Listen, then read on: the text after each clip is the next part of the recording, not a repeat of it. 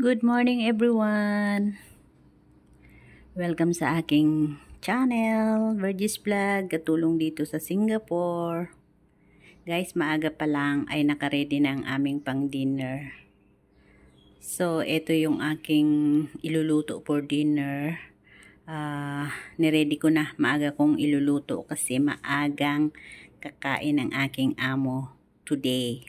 Ngayon ay Friday. At may pupuntahan silang prayer. Parang may namatay kasing kaibigan, tatay ng kaibigan niya. So, dito kasi guys, ako ang nagpa-plan kung ano ang ipapakain sa kanila for dinner, for lunch. So, kagabi pa lang, plinano ko na kung ano ang aking iluluto.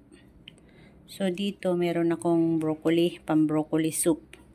Ito naman ay, ito at saka ito ay iboboil ko yan para sa chicken stock. May chicken bone ako sa rep.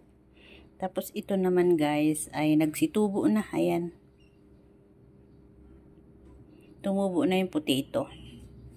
At gagawin ko naman dito ay, yan ano yan, ay shepherd's pie. Meron din akong minced pork, minced beef sa rep. So yan ang kanilang dinner tonight, Friday. So, yun lang guys. Update lang tayo. Ayan, from broccoli for broccoli soup. Ito naman ay celery and carrots, onion. Gagawin kong chicken stock.